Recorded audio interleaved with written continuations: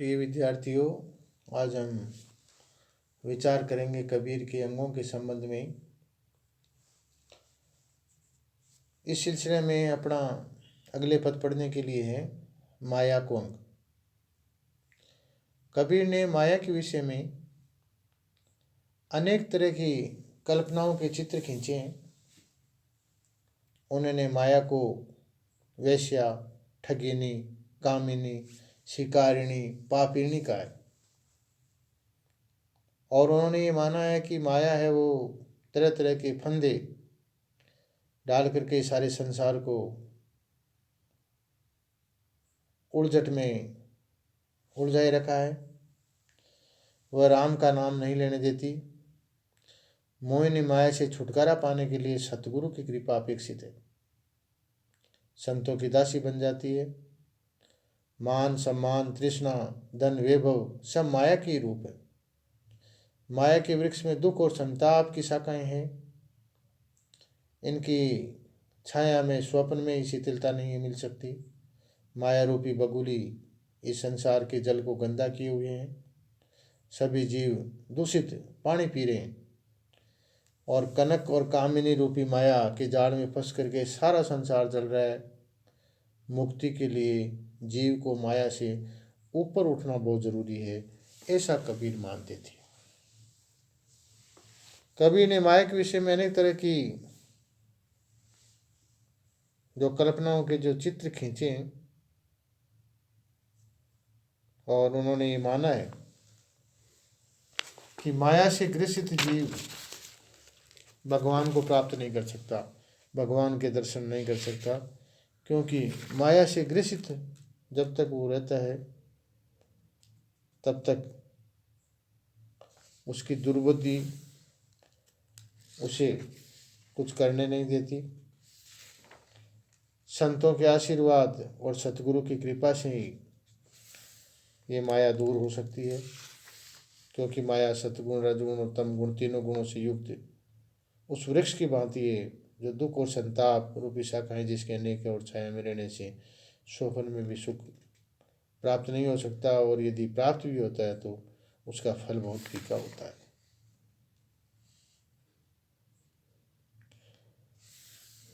कबीर ने माया को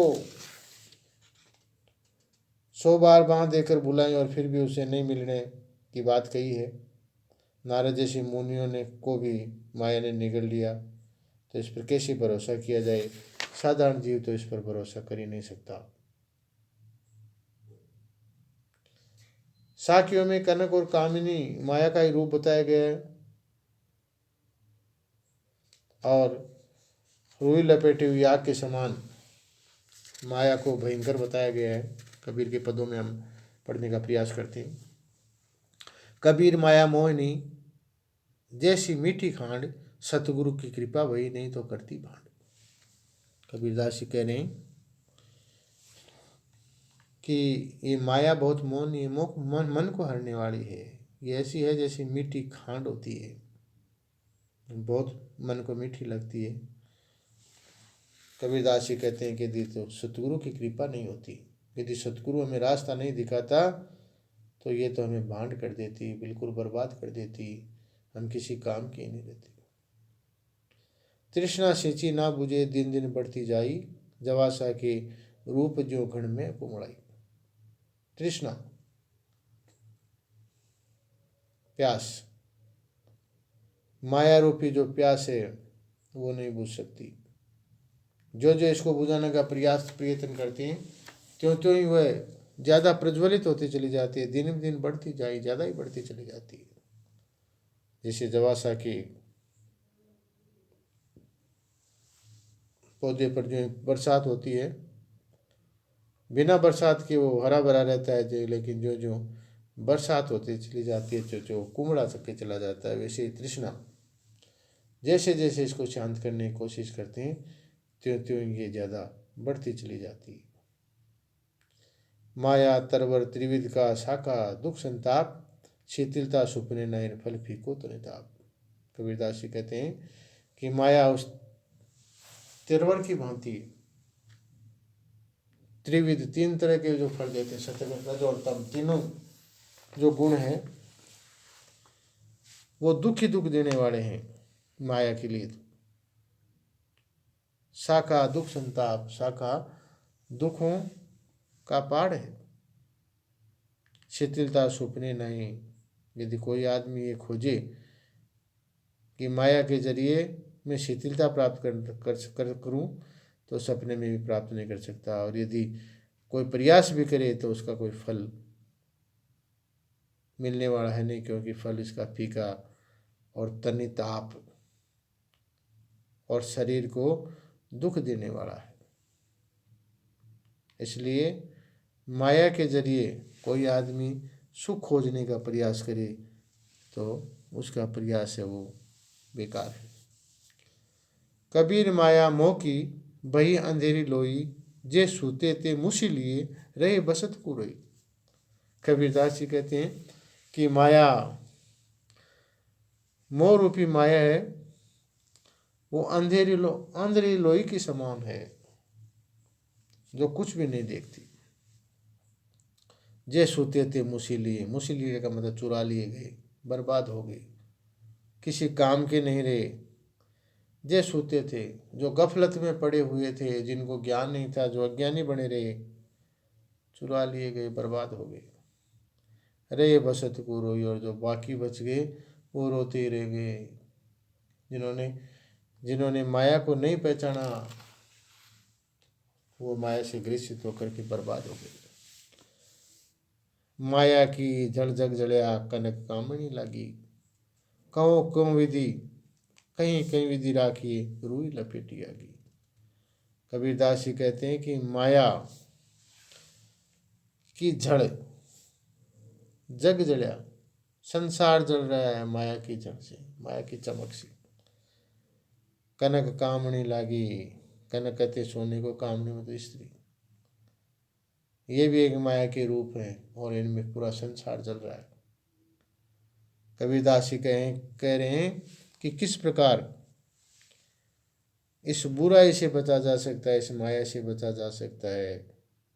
ये तो ऐसी हालत है जैसे कोई रुई लपेटी हुई और उसको आग लग जाए तो उस रुई का बचना लगभग क्या बिल्कुल ही असंभव है। तो यदि माया किसी जीव को लग गई तो फिर उस जीव का राम का मिलना या उस जीव का बचना या उस जीव का सर्वनाश होना असंभव ही है, उसका होके ही रहेगा। इसलिए कबीरदास जी कह रहे हैं कि माया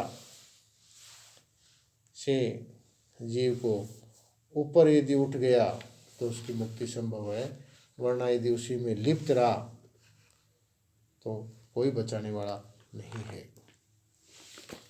इसके अलावा अगले पदों में हम पढ़ेंगे चेतावनी के अंग में। कबीर ने इस अंग में जीवन की नश्वरता की चेतावनी दी है। संसारिक वैभव और भोग विलास के समस्त उपकरण थोड़े समय के लिए, जीव का मरना अटल है, मौत हर जीव को आनी है और लौट के उसी के पास जाना है। एक दिन सबको इस संसार त्याग कर जाना होगा। इसलिए मुक्ति हेतु राम का नाम का यदि स्मरण किया जाए और समय पर किया जाए तो ये बेहतर है। जो व्यक्ति अपने यौवन के मस्ती में ईश्वर के नाम को भूलकर और अज्ञान के कारण संसार को सब कुछ समझ बैठता है, जबकि देखा जाए तो ये संसार सेमल फूल की भांति है जो आकर्षक तो लगता है लेकिन निष्फल है। जीव अज्ञानवश दुख सुख के सपने देखता रहता है, इसलिए उसे ब्रह्मा का भेद प्रतीत होता है। जागृत होने पर यह भेद मिट जाता है। ये मनुष्य का जो जीवन है वो दुर्लभ है। यही एक अवसर है कि हरि की भक्ति से मुक्ति मिल सकती है। शरीर तो कच्चे घड़े की भांति है जिसको धक्का लगते ही टूट जाता है। जीव अपने ही कर्म से अपने शरीर और मन दोनों को गंदा करता है।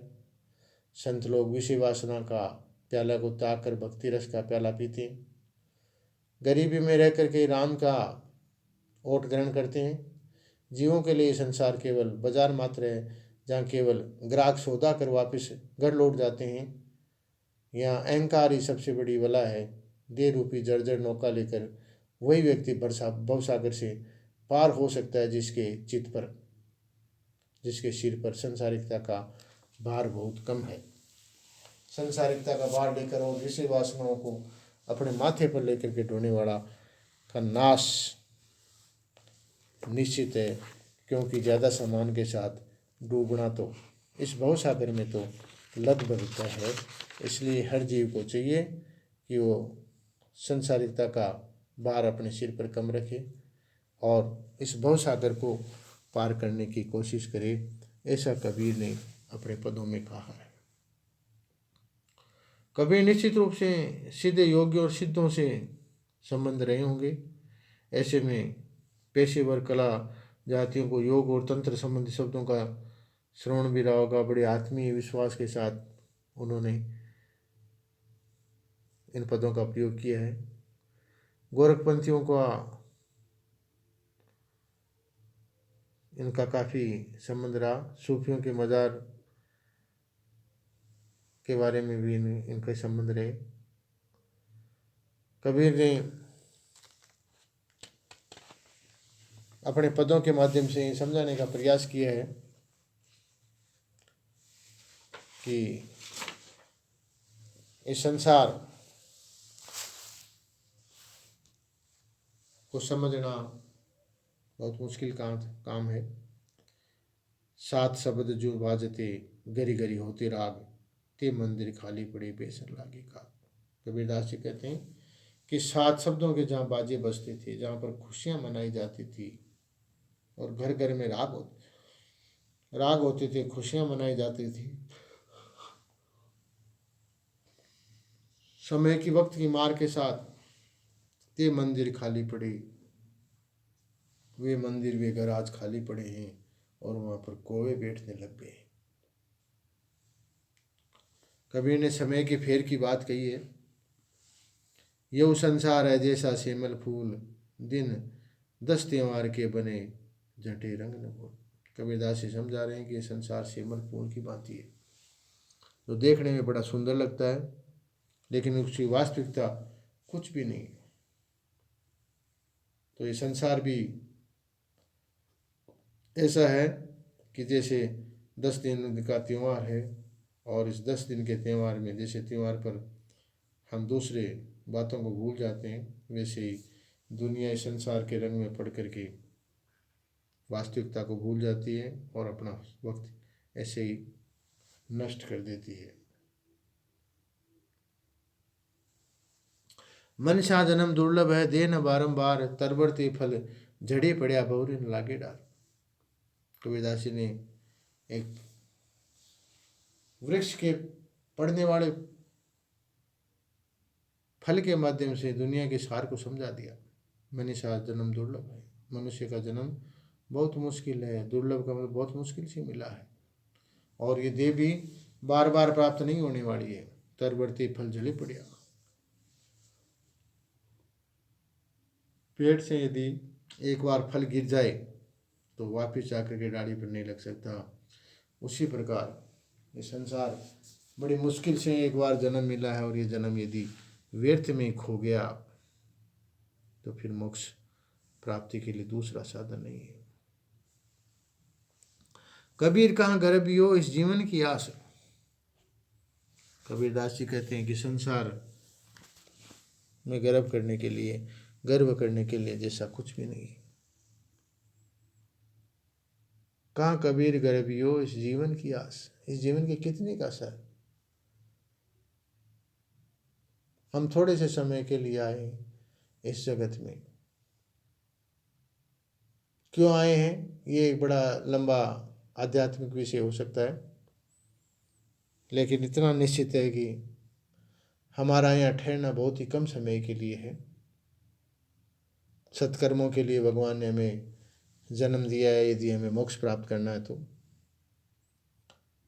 जैसे टेसू का फूल 4 दिन ही फलता है, 4 दिन ही उसमें सुगंध, उसमें सुंदरता रहती है और फिर खंकर भय पलाश, और फिर पलाश की भांति खंकर हो जाता है, पत्ते झड़ जाते हैं, उसकी रूपवता और उसकी सुंदरता चली जाती है, वैसे ही कबीरदास जी कहते हैं जीवन की क्या उम्मीद करनी, कितने को उम्मीद करनी, कितना आदमी जी जाएगा, जिस पर गर्व करना ही बेकार है, क्योंकि ये माटी है और इसको माटी में ही मिल करके खत्म हो जाना। आगे वाले पदों में कबीर ने ये समझाने की कोशिश की है कि मैं बड़ी भलाई है, हो सके तो निकसी बाजी, कब लगी राखी राखी है सकी, रुई लपेटी आगी। कबीरदास जी कहते हैं कि मैं घमंड करना, अपने को बड़ा समझना, अपने को बड़ा समझना, अहंकार करना बहुत बड़ी भला है, बहुत बड़ी बुराई है। हो सके तो इसे निकल करके भाग जा, क्योंकि घमंड करने वाले की स्थिति तो उसी तरह से है कि यदि रुई लपेटी है आग, यदि रुई को आग ने लपेट लिया है तो रुई का जलना, रुई का बर्बाद होना, रुई का खत्म हो जाना निश्चित है।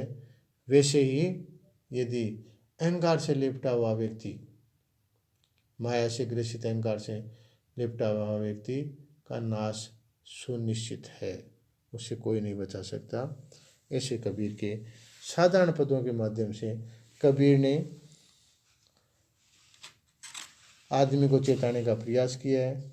जीव के लिए ज़रूरी है कि वह इस संसार को एक बाजार की तरह समझ करके, जैसे ग्राहक सौदा लेकर के वह घर लौट जाता है, वैसे ही इस संसार के अंदर अपना जीव ज़्यादा नहीं रमाए, अहंकार से दूर रहे, क्योंकि देह रूपी जर्जर नौका को लेकर के व्यक्ति इस भवसागर से पार नहीं हो सकता।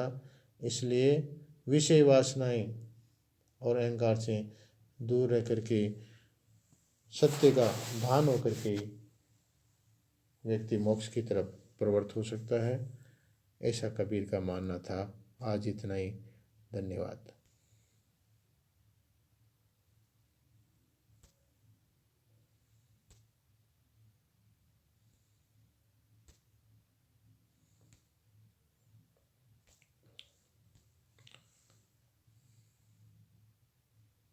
क्यों?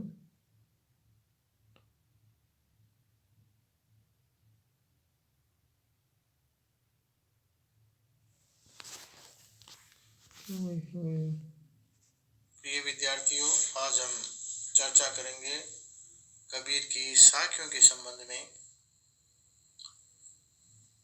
साखी का मतलब साक्षी से